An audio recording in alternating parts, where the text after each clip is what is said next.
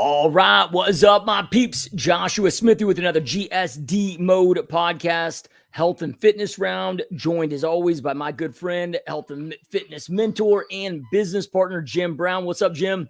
Not much, man. How you doing? Doing good, dude. Doing good, man. Yeah, I'm excited about this topic today, dude. So what we're going to be talking about for, you that are tuning in, watching, listening to this is, health and fitness when it comes to our kids and how to, as parents, how to, as, adults, how to lead by example, but then also instill, those healthy lifestyle habits into our kids so they can hopefully continue to follow, their own health and fitness journeys and again, instill those habits while they're young. What made me think about this, and I was just talking to Jim before we hit the record button. I was recently reading an article. Now, this is a prediction, but it was through Healthline, and it was, they had some great backing with the current growth rates and expansion rates that we're seeing type 2 diabetes rise in children.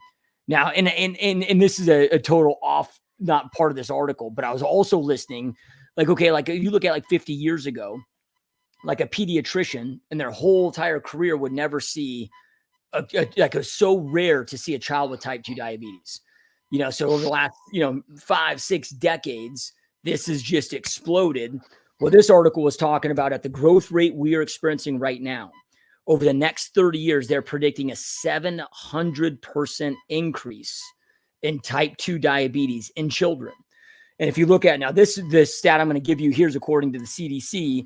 You got 1 out of 3 children that are currently overweight, and you got 22.2% of 12 to 19-year-olds that are classified as obese, not just overweight, but obese.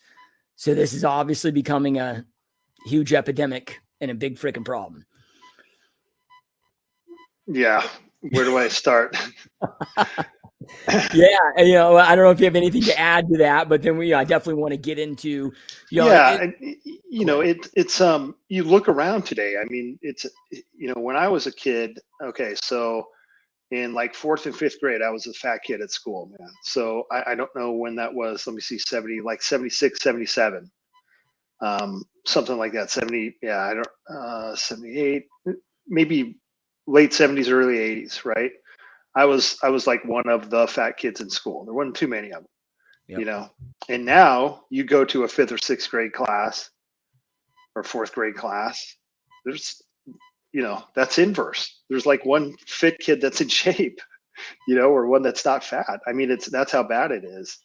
It's astonishing, man. The whole time my daughter was our last kid, and, picking her up and watching her grow up and through school, and, all the friends and the friends group and all that, man, fat kids were super common. I mean, it was, I don't know what the ratio was, but they were all over the place. Kids with diabetes, kids on 8 medications, all this shit, allergic to everything. It's bad, man. It's just going to get worse, I think. Yep. Yeah. Well, and that's what, this article was hinting towards. Well, not just worse. I mean, a 700% increase in type 2 diabetes. So that's not just overweight. That's not just obese. Yeah. I was actually doing some more research recently on diabetes. And just to have a little bit more of an understanding. I still don't fully understand it, but it's cellular dysfunction in our bodies. I mean, it's like you're massively doing extreme long-term harm, cutting off massive amounts of potential life expectancy. And I know you spend a lot more time in the hospitals than I do, but I spent about 2 years of my life, as a nurse's aide in a hospital, like when I was in my early 20s. And I remember when I first, got, dude, I was 20-year-old kid. This was just a job that a friend hooked me up with. Like, I had no, I wasn't going to nursing school or anything like that. But I'd see, all these patients in there that didn't have, that were missing limbs. And I remember asking one of the nurses, I was like, man, are these people like in car wrecks, or were they like fought in a war or something? She's like, no, the vast majority, it's because of diabetes. Yeah, right. You start losing limbs. It's something that isn't it's no big deal. They're just going to get on insulin and be okay. Like, no, like you're jacking yourself up for the rest of your whole entire life, or jacking your kids up. I used to work with an orthopedic surgeon that she would do spine and then do some other general ortho stuff. And, one day I roll in there and I'm waiting for the spine case to start. So I go in to talk and see if we were ready, get some information for the next case. And this was the first time that I saw her cutting off somebody's toes. And it's like, hey, what are you doing here? She's like, oh, it's a whittleuectomy. What does that mean? Well, this guy's diabetic. I'm cutting his toes off, but he'll be back in 6 months for the foot, and then a couple years after that for the knee, to the knee. I was like, what? She's like, yeah, this is what we do. He's not going to change. He has severe diabetes. He's not going to change his eating. He's not going to get up and exercise. So this is just the beginning. I was like, wow, okay. How many of these do you do? I do them all the time before you get here. This is before the spy cases start. I was like, wow. Yeah, that's bad, man. I mean, my grandfather was a severe diabetic. It was, self-inflicted. And he also had dementia and Alzheimer's really bad, and that's called, like third diabetes or whatever. Yeah, type 3 diabetes. And man, after seeing that stuff, I just can't. I have a severe avoidance or fear of that. And the good news is, for the most part, all that's preventable. Yeah. But if you start you're raising your kid and your kid's 10 years old and diabetic because you let them get fat, that's child abuse, man, in my opinion. Yeah. And look, let's just be very clear. Well, a couple things. I'm going to give our typical podcast YouTube disclaimer of Jim and I are not physicians. We're not doctors. We're just two dudes that are passionate about health and fitness, talking shit here on the internet. Right. So take what you hear with a grain of salt, right. Medical advice, right. And then from there, yeah, we're not talking about, there's a big difference between type 1 diabetes, type 2 diabetes, right? Like, okay, we're talking about those that are allowing either themselves, and today we're talking about our kids, through lifestyle to go out there and harm themselves that in a negative way that's going to have life altering impacts. And I agree with you in that.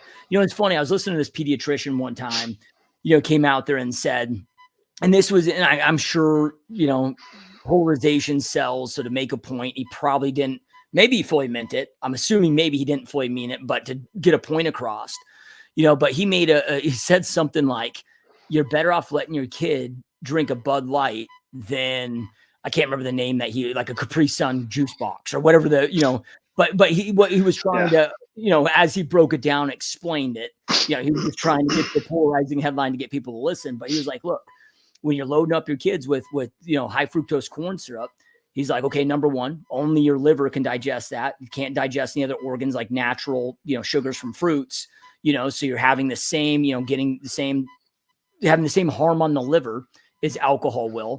But he goes, but then you're giving your kids also type 2 diabetes, by loading them up on all the sugar. So you're better off giving them a freaking Bud Light. But he's like, you're not going to give your kids a Bud Light. You're not going to give them a cigarette, but you'll go out there and feed them with all this crap that's having just as bad, if not worse, of harms on their bodies, to an extreme extent. People are doing this.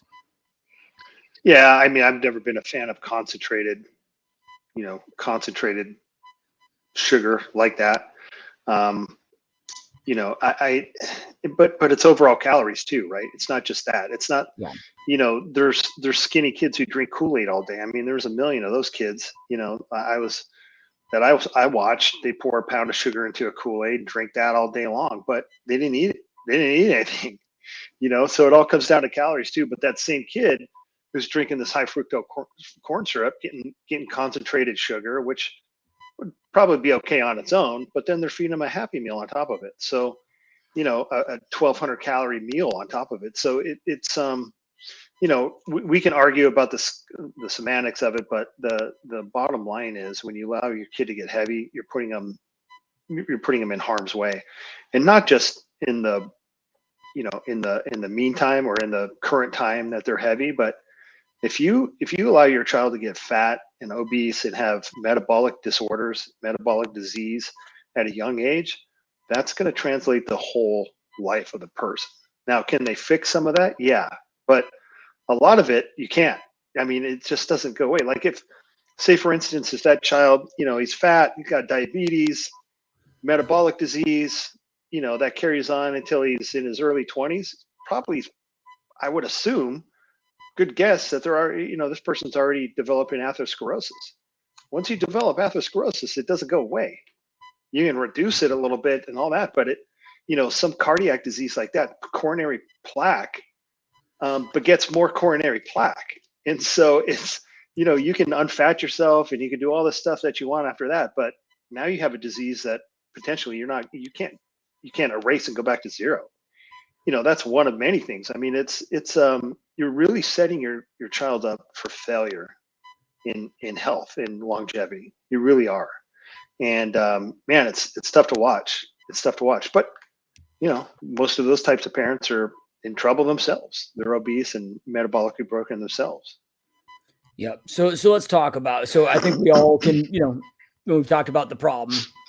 Now let's kind of maybe transition into the solution, and maybe let's start with, because look, dude, like all your kids, again, this is translated to their adult life, where now they're adults and they're healthy and they take care of their health and they, Yep. and look, me too, as far as, but hey, my dad owned and operated gyms for 30 years. I grew up, and my dad used to compete in bodybuilding. I grew up in a, family that, dude, I started working out at a young age. My dad taught me how to work out. It was just like it's been part of my life. Right. Yeah. And but I'm a big believer in kids don't listen to what we say. They do what we do. Yeah. Right. So they mimic, so like, I don't have the education that you do, but I've got a lot of questions for you. Cause my youngest is now he's 10 years old and he wants to get jacked, dude. So I'm like, all right, well, is it the same? So I got some questions there for you. But I've been, I guess, smart enough to realize that, okay, is a leader of my household, I got to lead by example. So if my wife and I are eating good and clean, and then we're working out, our kids see that. And yeah, we're also intentional about making sure they're involved in, sports and other things like that. We're not just behind video games all day.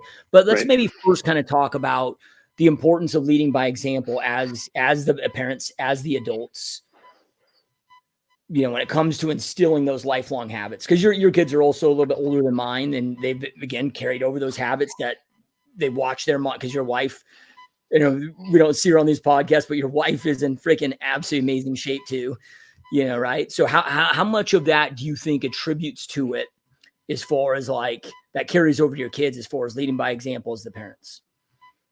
Yeah, I mean, all of it. All the boys grew up, and they don't have aspirations to be bodybuilders.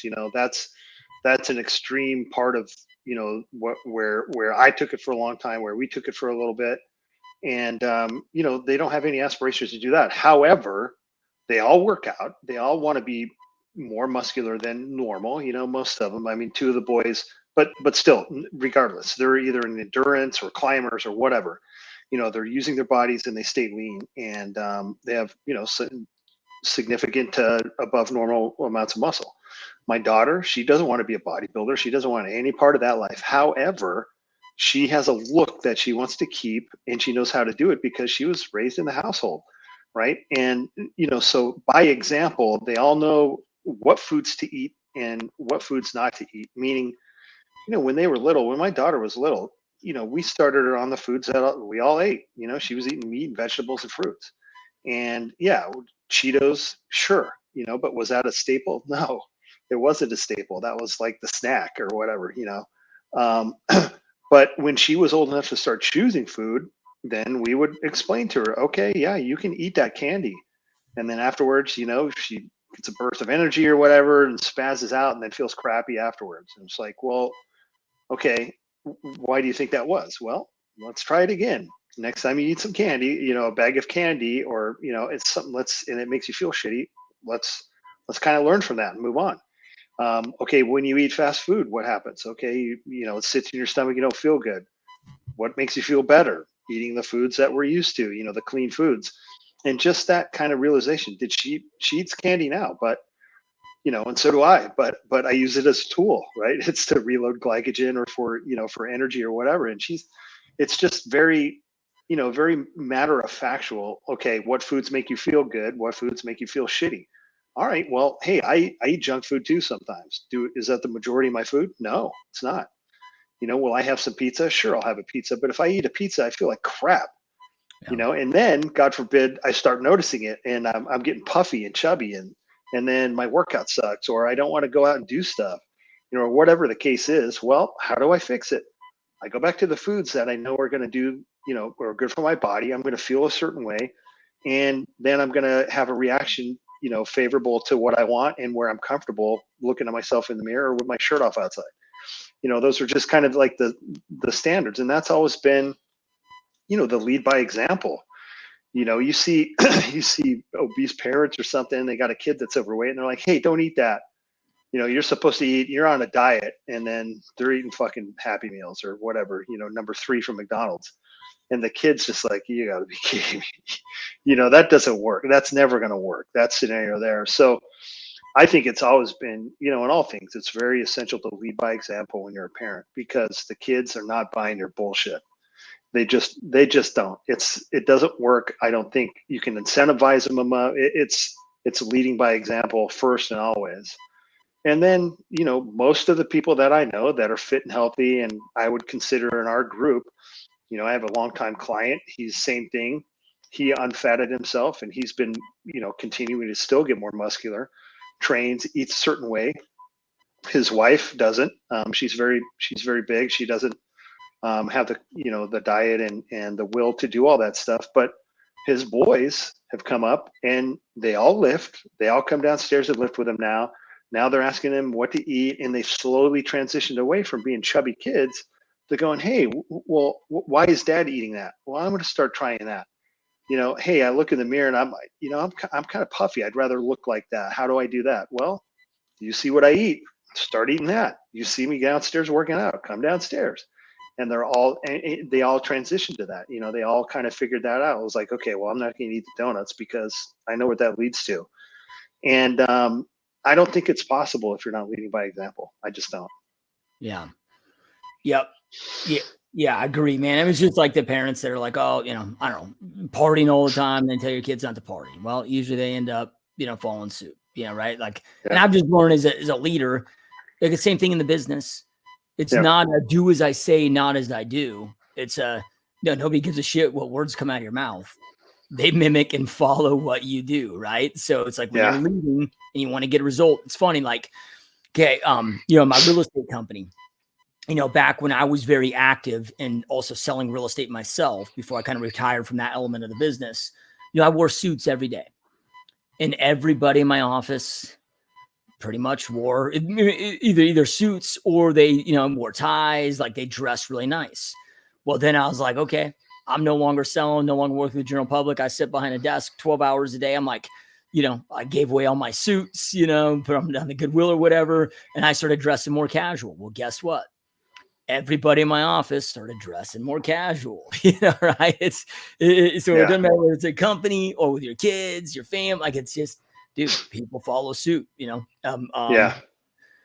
You know, so then from there, you know, what because it is a balance, dude, with and we've talked a lot about this, but it's just so weird because like life just revolves around food, all the holidays, you know, and then you look at Halloween and then you know, but it sounds like, you know, you have a healthy balance. And I do the same with our kids where it's like Sure. we educate them on it. And, but yeah, it's like, okay, yeah, we'll go get candy or ice cream or something. But that's like, you know, like, okay, our son, you know, he's in band and plays a trumpet and, you know, like he goes to all state because he's one of the best kids. And well, that's like a big deal. So then after that, okay, maybe we go celebrate for ice cream because it's a big special occasion. That's not like a weekly deal or definitely not a daily deal, but definitely not even a weekly deal in our household. It's like, yeah, okay, go trick or treat. It's Halloween. It's a once a year special occasion. Like, or you know, birthdays or something. Like, well, a couple of my kids don't like cake. So we get them like donuts for like a donut cake.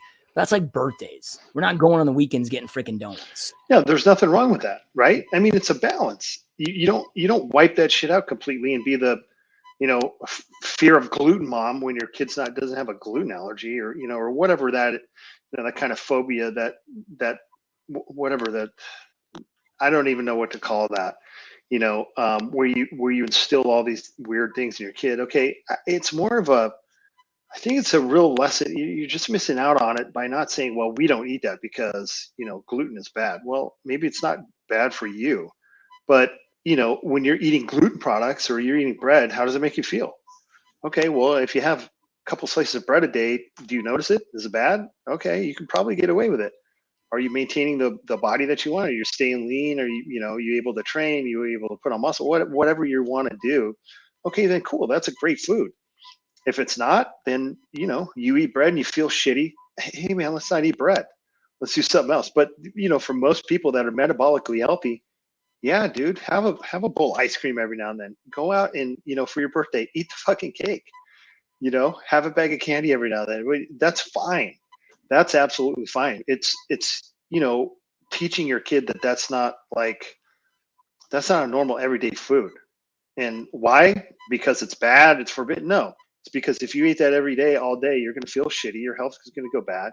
You're going to start to, have mood changes, this and that. You're going to get fat, whatever it is. But kids can tell, man, when you start eating foods like that and they start to feel bad, you just have to connect those dots for them and get them back to a baseline. But you have a baseline diet. We've always had a baseline diet in the house. There's fucking meat all the time. There's eggs, vegetables, some plain carbs, or like rice, potatoes, whatever, and some breads, sparingly, and fruits. That's the baseline food that we all eat. And I think if you have 5% of that, 10% of that, whatever it is that you're eating, you have a pizza every now and then, you have some ice cream. Yeah, dude, that's normal. Live life. That's fine. Don't be militant about it. But I think the best part is connecting those foods to health and how you feel and your performance and what you want to do with yourself. Yeah. Yeah. And I'm just a big fan and a big believer of just eating meals together as a family, Yeah. right? Like if you look at, like I started looking at like growing up, okay, like, and I had a great example with my wife's family, like they do like her mom and dad, they have 3 awesome kids that are all great contributors to society, to like they all have their shit together. They all have a great relationship, and I'm always like observing, okay, well, one thing they did, dude, is like every night together, family dinners, Yeah. and so, yeah, one, you got the health aspect too. I'm a big proponent in, that time together.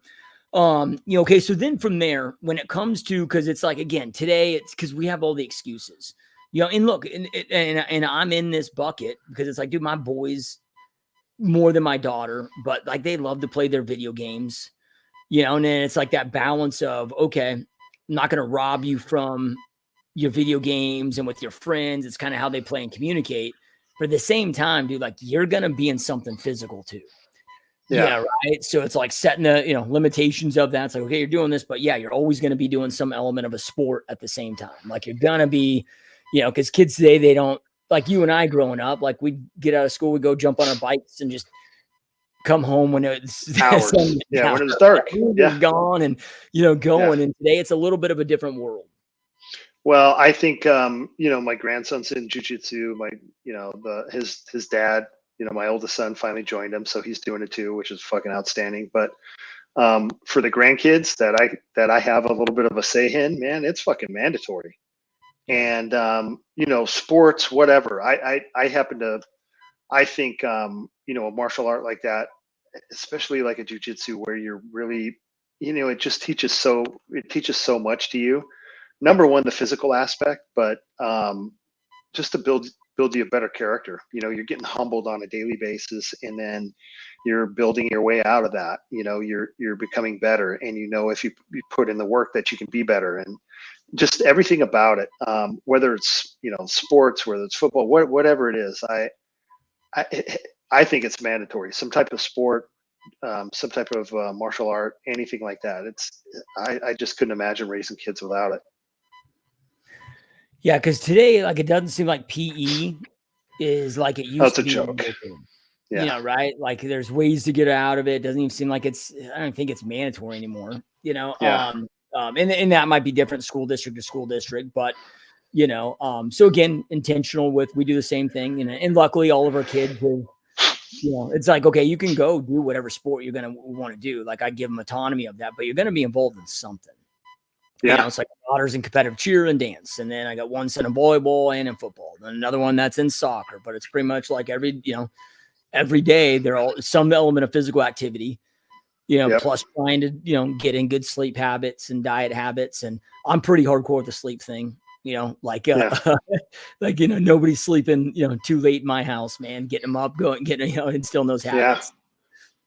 Yeah. Well, and that's part of what, I would with my daughter and stuff. It's like, yeah, why do you feel like shit? Why are you, well, you stayed up really late. You didn't get any sleep. You're fucking staring at your phone all night. I don't know. Keep doing it. You're gonna feel like shit. And then she found a balance. Okay, how do I do that? How do I sleep? How long do I have to sleep? And it's all the shit that I do too. Again, I'm leading by example. Figured out if we turn down the house lights really low at night, and just this whole routine, in bed the same time, wake up the same time, this just everything. And those are the habits they pick up on.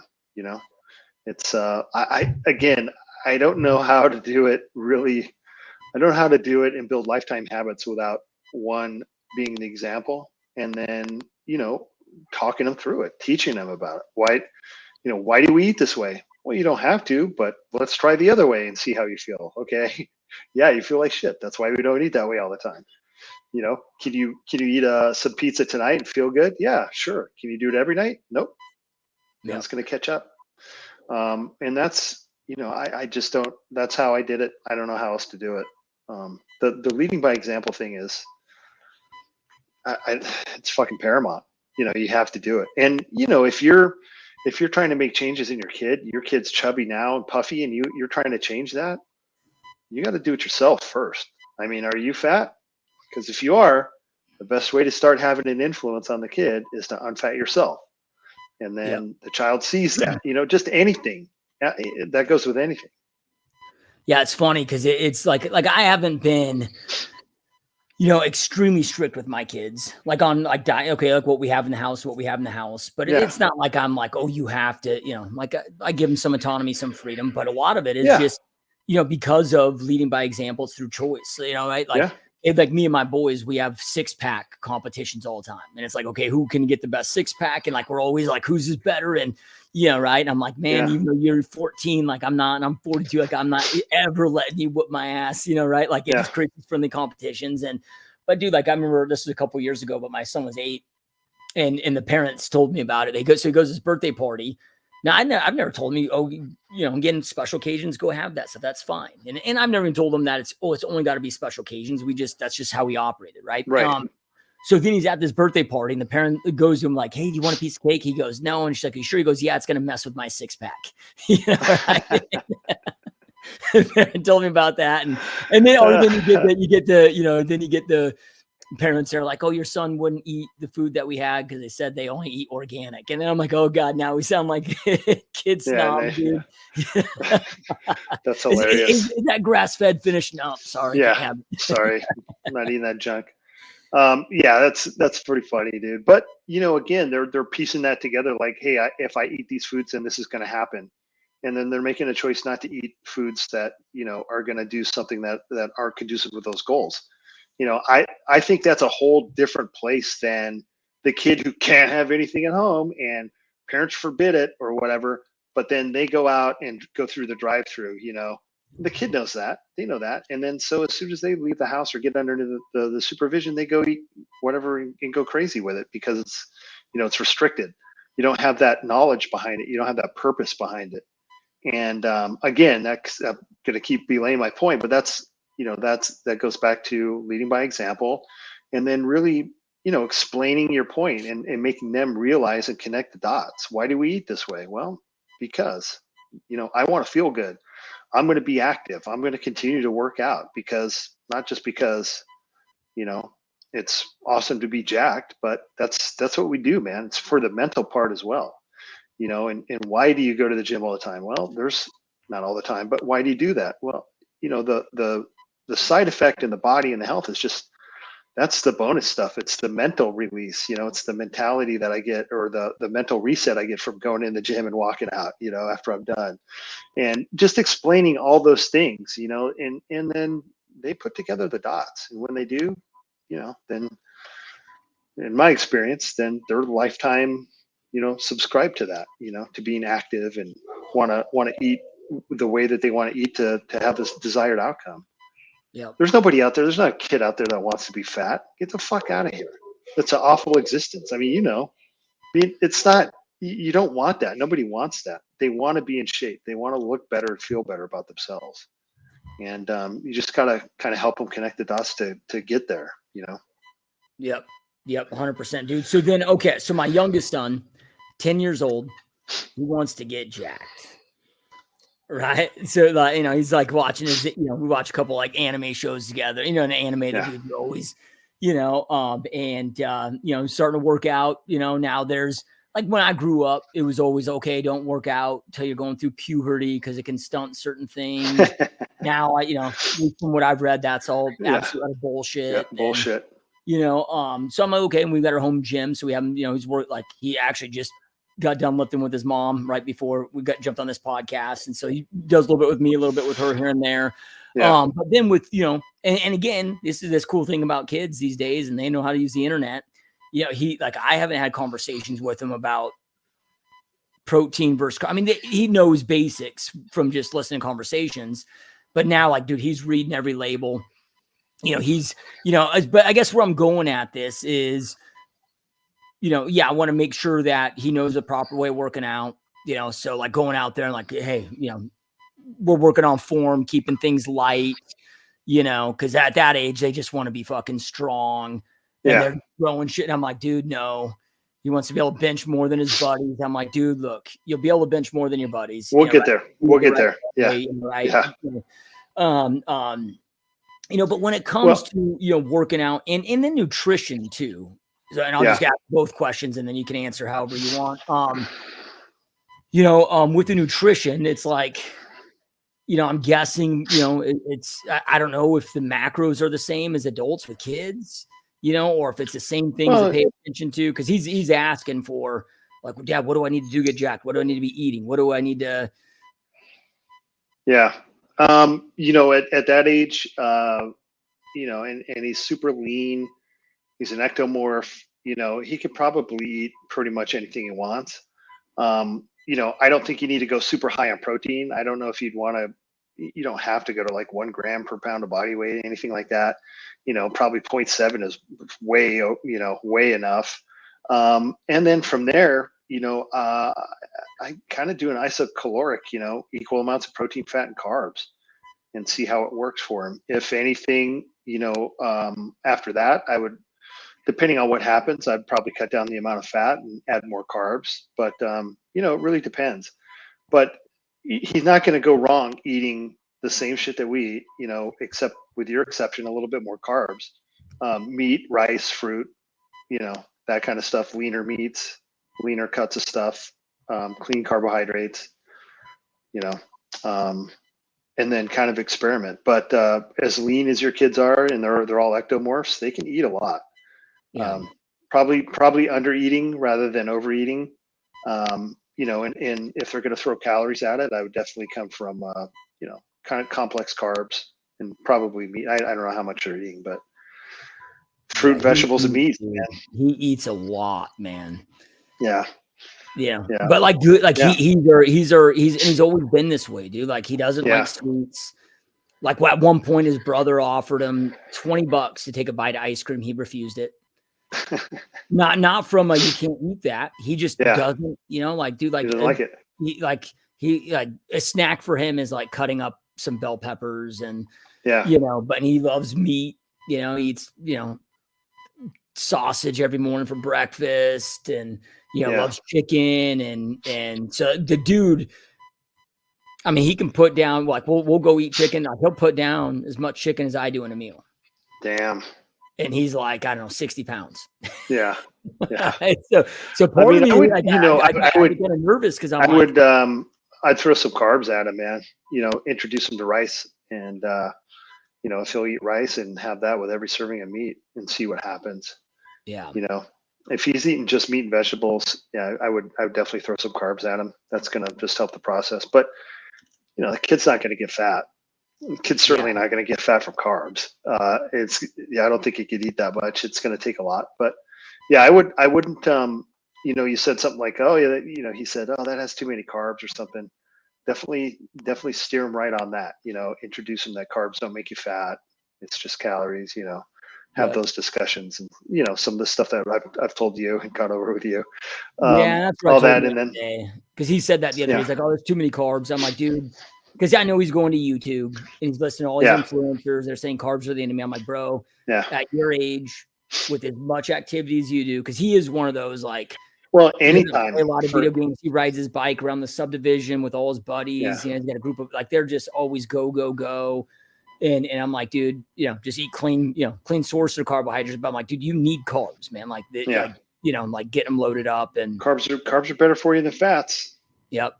especially if you want to, if you want to have muscle, you want to gain muscle. Fat's worthless, in my opinion. I mean, he's going to have some for hormone production, but that, you get that with meat. It's not like he's going to eat a fat-free diet. Yeah. He's going to get plenty of fat. So I definitely have him pour in more carbs. The working out part, like you nailed it, 100%. The most important thing for me, and if I was going to go back and teach, the 10-year-old or 12-year-old me how to lift, it would be, learning impeccable form and connecting how that feels. And, I picked up onto that fairly early, but man, that's the most important thing. If you do that, teach them how to lift, teach them how to feel their muscle, all the stuff that we do. By the time he's, a couple years down the road, he's going to be passing any of the other kids that are out benching him right now. That's for sure. Yeah. Yeah. Well, and again, I get it, man. When you're young like that, like he wants to Yeah. come over, like none of his, and again, we're talking 10 years old, like none of his buddies can bench the bar. He's Yeah. putting like, 65 pounds on there, repping that thing out. And he's just, when I say repping like 2-3 times, Yeah. bro, like 2-3 times isn't going to pack on any muscle, man. Right. So right now I have him, focusing in that, 10 at the lightest, but that 12, 15 rep range, Yeah. pushing blood, really focus, like, dude, slowing things down, keeping that form super, and everything that you mentioned, like as he's doing it, like I'm putting my finger on where I want him focusing on in his mind, where he should be feeling it, just getting that stuff down. Cause like you, when I started working out, in junior highs, when I really started hitting it hard, but it was just, even my powerlifting coaches, dude, everything was so sloppy. It was just, they're idiots. and next thing you know, I got fucking lower back problems before I'm graduating high school. And I'm like, this shit shouldn't happen. Yeah. No, form is great. I mean, form is he's really building the motor unit capacity and the muscle in the memory to do these, or building the motor pathways, whatever, to do these exercises correctly. And when you start to do that, and when you do that and you have it down and you've done a perfect, impeccable bench press for a million times, and you start to add weight to it, then that's where things really start to happen. If you add the weight before you're there, that's when things categorically go wrong. Yeah. You may avoid it for a little while, but it's going to catch you. Yep. Yeah. Yep. And then with kids, dude, like we have them, and this is just from our doctors just recommended it for, but like, so we have them like on a kid's multivitamin kind of, but that's pretty much it. Like, is it like supplements for kids? Like any, I guess that just not even necessary, not even needed. The only things that I remember really, one of my sons had a ADD thing, and we're supplementing omega-3 things with him, and that worked really well. We also, played around. We discovered anytime he eats anything with red food dye, he goes batshit crazy. So we got rid of that. Supplemented some magnesium and tried different things. And I'm not a big proponent of, feeding kids supplements, but some omega-3 gummies, something like that, maybe, especially if they're not eating fish. Sure. Yeah. Omega-3s are always good, I think. That multivitamin certainly not going to help. I would just get a whole food, a food-based vitamin and call it good. I mean, that should be plenty. Yeah. Yeah. Perfect. The biggest thing is teaching them about food. You don't want to create any of these misnomers like carbs are bad, or, you can eat as much fat as you want. There's, insulin. As long as you don't have insulin or whatever's not going to get fat, just keeping them away from that shit and letting them, letting them experiment and find out for themselves. I mean, it's the same shit we do, right? What have I told you forever? We have a baseline diet of meat and veggies, or meat and one ingredient, meat and peas. And then you add foods in and see how they work on you. How do you digest them, and what do they do to your body? Kind of same thing you're doing with them, and you build a base of foods, and they build a base of foods that they know works. And that's how it goes. That's how it starts. Yeah, and we've always been pretty strict with, and not, and luckily our kids, again, if they came to us and begged to be able to eat school lunch, okay, that's what you want, Sure. Yeah. but they never have. But they've Yeah. never even really eaten it either. Yeah, right. Yeah. Like cook everything. We make homemade soups. My wife's kind of a hippie with the organic stuff, right, in a Yeah. good way, Yeah. and our kids didn't luckily enjoy that stuff better. And Yep. I've educated my kids. I'm like, all right, dude, like your school products are probably from Tyson. Tyson's going to be loaded with crickets, right? And I, educate them on that, Yeah. show them articles on that. And I'm like, you want to go home to school and eat all the freaking bugs? Yeah, and, you can have a hot dog. yeah, and luckily they just have, in there. but then, I mean, it's just kind of like, but it's been through, like we were talking about earlier, a lot of it's just leading through example. It's like my daughter, she comes home every day from school, makes a big salad, but my wife's big, on salad, and she'll have chicken in it and makes her own dressings. But guess what? Her mom does that every day, for dinner, and just watches that. And, like, I mean, we've talked about this, but we make our own breads. We make our own, number one, they taste better. Number two, we control what's in them, and our kids freaking love it. I mean, everybody that I have a lot of friends that have kids, but every friend that I can think of that has fit, active kids are also doing that. They're leading by example. They go to the gym, they run, they prep meals, every single one of them. I just don't know how to do it without. I don't know how to do it elsewhere, otherwise. I just don't. So that's the most important thing, I think. And then you create that environment at home. That's just what you do. Hey, we cook meals at home. We prep food. That's the way we know that it's good. You're going to have McDonald's every now and then. Okay, sure. But yeah, man, I think that's the only way to really do it. And again, just to review, if you let your kid get fat, you let your kid develop metabolic disease early, that's fucking hard for the kid to break, man. It really is. I mean, they have to have a real reason to change.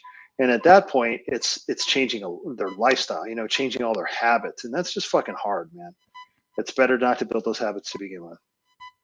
Yeah. And it always kind of blows my mind because I'm guessing that the parent probably tries to justify it in their own head of giving them this type of comfort food. Maybe they're, make them feel good. Maybe it thinks, I don't think parents, maybe in some parents, maybe so, but I think for most, it's not like doing that to intentionally harm their kids. They just may not know better or have the common sense to think so, but it ends up fucking up your kids hardcore, dude. Yeah. It's hard. It's hard to get over. What you said before earlier, dude, is, it's not, but I'm in the camp, I think, with you in that it should be treated as child abuse. It's a form of child abuse. Yeah. It's a form of child abuse. Yeah. Like if I were to go out there and get my 10-year-old a cigarette and spark it up, I'd have neighbors coming out probably freaking yelling at me, like, okay, that would be, of course I wouldn't do that, but that would be deemed, societally as bad parenting and an element of child abuse. Well, kind of no different. Yeah, man, it's just, and shit, I was there. I get it. I mean, my grandparents who raised me for, those years, they were from the Depression era, man. So you wanted the kid fat. You wanted yourself fat. You wanted your kid fat. And, they were stuck in that rut too. I can't really blame them. They were doing what they thought was right. They didn't really understand the health implications, and they certainly didn't understand the habitual, and emotional things that caused. Luckily, I don't think I have, long-term metabolic disease from that short period of time, and I was able to break through and get rid of it. But that was all based on trauma on my end to say, this is it, motherfucker. I'm changing, and I don't think that a lot of people ever have that. We've talked about this before. Some of the the clients that I've had that have been very large, we're talking obese clients. It doesn't matter what you do. It doesn't matter what you help them. It doesn't matter, what they tell you until they've had that moment where it's like, okay, this is it.